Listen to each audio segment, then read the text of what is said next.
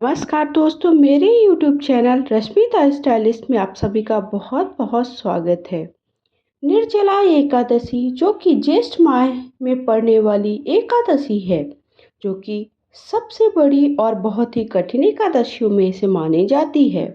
भगवान विष्णु को प्रसन्न और उनकी विशेष कृपा पाने के लिए एकादशी तिथियां बहुत ही खास होती हैं।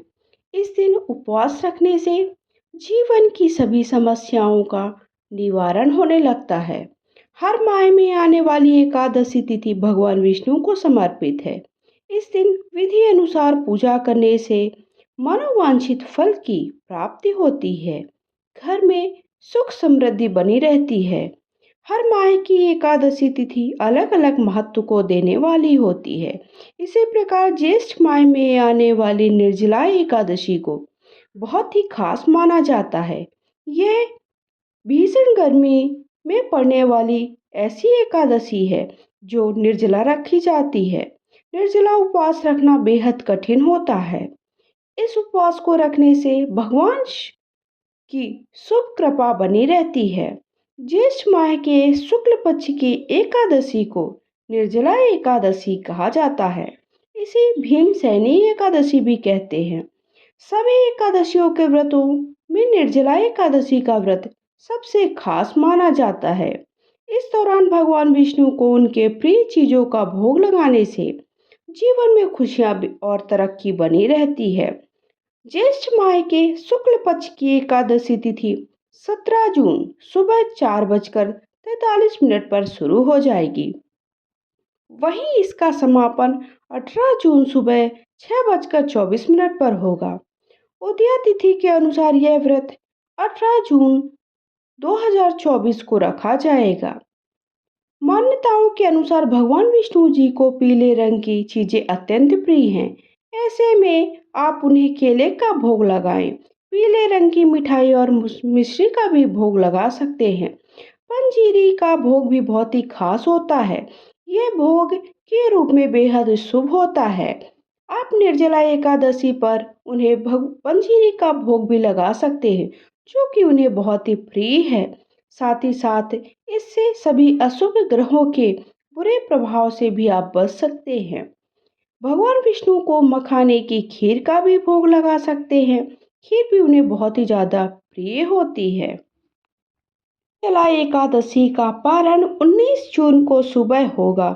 इस दिन सर्वार्थ सिद्धि योग, रवि योग और अमृत सिद्धि योग का निर्माण हो रहा है। ये तीनों ही योग बहुत ही शुभ होते हैं। तो 19 जून को शाम 5:23 से अगले दिन 20 जून को 5:24 तक रहेगा।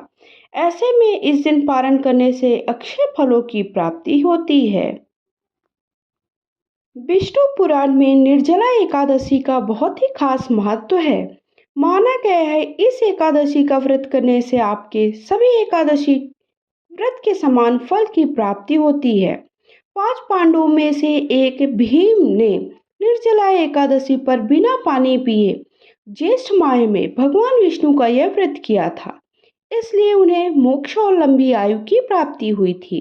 इसीलिए इस व्रत को भीमसेनी एकादशी भी कहते हैं। इस व्रत को करने से आपके घर से पैसों की तंगी भी खत्म होती है और माँ लक्ष्मी आप पे हमेशा प्रसन्न रहती हैं। निर्जला एकादशी के दिन सुबह स्नान वगैरह से निवृत्त हो जाइए। सूर्य को जल चढ़ाइए। मन ही मन भगवान विष्णु माँ लक्ष्मी का स्मरण करते हुए मंदिर की साफ सफाई करें। फिर व्रत का संकल्प ले लकड़ी की चौकी पर पीला वस्त्र बिछाकर भगवान विष्णु और माता लक्ष्मी की मूर्ति स्थापित करें।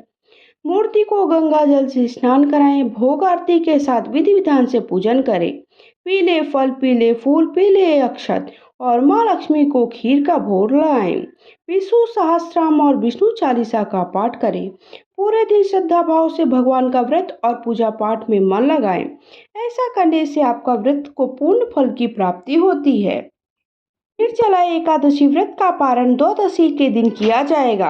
इस साल निर्जला एकादशी के पारण का समय 19 जून को सुबह 6:15 से 8:10 के बीच में आप कभी भी निर्जला एकादशी का पारण कर सकते हैं। निर्जला एकादशी को मोक्षदायिनी एकादशी भी कहा जाता है। इस दिन बिना जल ग्रहण किए दिन भर व्रत रखा जाता है। अगले दिन यानी द्वितीया तिथि को व्रत खोलकर इससे सबसे कठोर एकादशियों में से एक माना जाता है। इस एकादशी को भीमसेनी पांडव एकादशी के नाम से भी जाना जाता है। पूरी रात जागकर भगवान विष्णु का भजन कीर्तन करें। गरीबों और जरूरतमंदों को कपड़े, खाना, पानी, वस्त्र आदि का दान अवश्य करें। कोई भी अगर आपके घर आता है तो उसे बिना खाए कुछ भी खिलाए और पिलाए वापस ना जाने दे। अगर आप सबको जानकारी अच्छी लगी, वीडियो पसंद आए तो लाइक शेयर करें। कमेंट बॉक्स में जाकर ओम नमो भगवते वासुदेवाय नमः अवश्य लिखें।